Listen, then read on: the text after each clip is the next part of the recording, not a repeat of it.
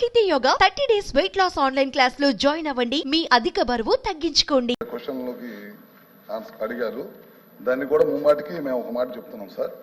విద్యుత్ ఛార్జీలు ఈ ప్రభుత్వం పెంచబోదు. ఈ ప్రభుత్వం దానికి కట్టుబడి ఉంది. మీరు పదే పదే సత్యదూరమైన మాటలు చెప్పి ప్రజల్ని మేమేదో విద్యుత్ ఛార్జీలు పెంచామనే సత్యదూరమైన మాటలు ప్రజల్లోకి తీసుకెళ్లే ప్రయత్నం గత కౌన్సిల్లో కూడా చేశారు, మళ్ళీ ఇప్పుడు చేశారు. ప్రపంచంలో ఎక్కడ లేని విధంగా వీళ్ళు పెంచిన విద్యుత్ ఛార్జీలకి వీళ్ళే ధర్నాకి పిలుపునివ్వటం, అదేవిధంగా వీళ్ళు పెంచిన విద్యుత్ ఛార్జీలకి వీళ్ళే క్వశ్చన్ వేయటం అనేది ఇదే ప్రక్రియ కొనసాగుతుంది. ప్రజల్ని తప్పుదాగే ప్రయత్నం చేస్తూ ఉన్నారు. సార్ మీరు ఒకసారి వాస్తవాల్లోకి వెళ్తే మీరు చూడండి సార్, 2022-23లో వీళ్ళు 8,113 కోట్ల రూపాయలు విద్యుత్ ఛార్జీలు పెంచి అప్పుడు ఈఆర్సీకి పంపించిన తర్వాత ఈఆర్సీ 3 నెలల్లో దాన్ని ప్రజల్లోకి తీసుకెళ్లాల్సిన దాన్ని తీసుకెళ్లకుండా 1 సంవత్సరం 8 నెలల పాటు పక్కన పెట్టి తర్వాత ప్రభుత్వమైన భారం వేసే ప్రయత్నం చేసింది. అదేవిధంగా 2023-24లో కూడా 11,000 కోట్ల రూపాయలు మళ్ళీ ఈఆర్సీకి పంపించారు. 9,400 కోట్ల రూపాయలు భారం వేసి మొత్తం 15,000 కోట్ల రూపాయలు భారం అంతా కూడా 2022-23, 23-24 వేసిన భారమే అని చెప్పి మీ ద్వారా సభ్యులకు కూడా తెలియజేస్తా ఉన్నాను. ఇందాక రవిబాబు గారు అంటా ఉన్నారు మేము విండ్ సోలార్ ద్వారా ప్రజలకి మభ్య పెట్టాం. మేము ఎప్పుడు కూడా మభ్య పెట్టలేదు సార్. గతంలో 2014-19 ఉన్నప్పుడు ఈ రాష్ట్రంలో ఎక్కడ లేని విధంగా 7,000 మెగావాట్లు విద్యుత్ ఉత్పత్తి తీసుకొచ్చాం.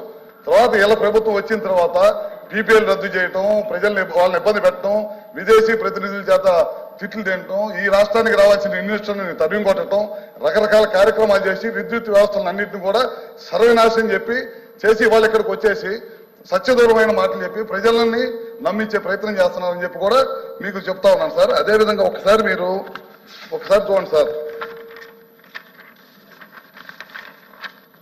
కృష్ణపట్నం ప్లాంట్ స్టేజ్ 2 అట్లానే వీటీపీఎస్ స్టేజ్ 5 ప్లాంట్లకి తెలుగుదేశం ప్రభుత్వం ఉన్నప్పుడు చాలా పెద్ద ఎత్తున ఖర్చు పెట్టి రాబోయే రోజుల్లో పవర్ పనిచేసి ఉండకూడదు, మన పవర్ మనమే ప్రొడక్షన్ చేసుకోవాలనే ఉద్దేశంతో చేస్తే ఆ రెండింటిని కూడా షట్ డౌన్ చేసేసి పవర్ కొత్తగా ప్లాంట్లన్నింటి కూడా నిర్మాణం చేయకుండా చేసేసింది. అదేవిధంగా పోలవరం ప్రాజెక్టు దాదాపు 900 మెగావాట్లు వచ్చే ప్లాంట్ ని 70% పూర్తయిన పోలవరం ప్రాజెక్ట్ ని అదేవిధంగా ఆ ప్లాంట్ కూడా అట్లానే వదిలేసింది అనమాట.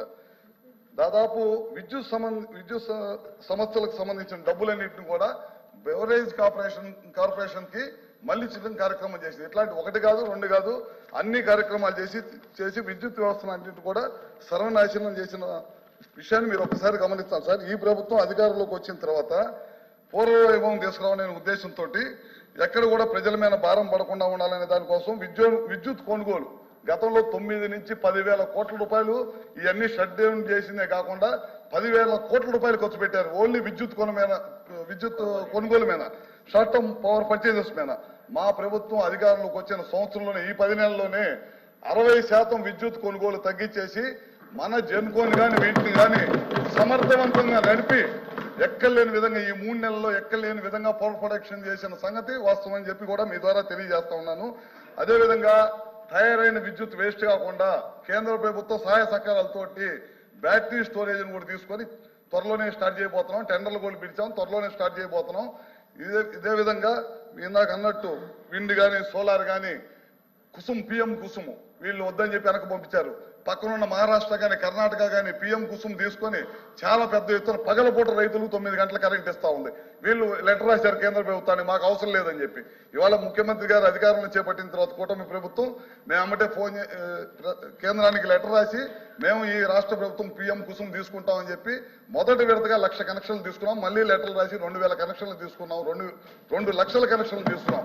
ఈ ప్రభుత్వం రైతులకి పగలపూట కరెంట్ ఇవ్వాలి, పొద్దునే 10 నుంచి సాయంత్రం దాకా 9 గంటల కరెంట్ ఇవ్వాలి, పిఎం కుసుమ్ తీసుకోవాలి, తద్వారా ప్రజలకు కరెంట్ ఇవ్వాలనే దానికోసం ఈ ప్రయత్నం చేస్తా ఉన్నాం. ఈ ప్రభుత్వం కట్టుబడి ఉంది. విద్యుత్ ఛార్జీలు పెంచము.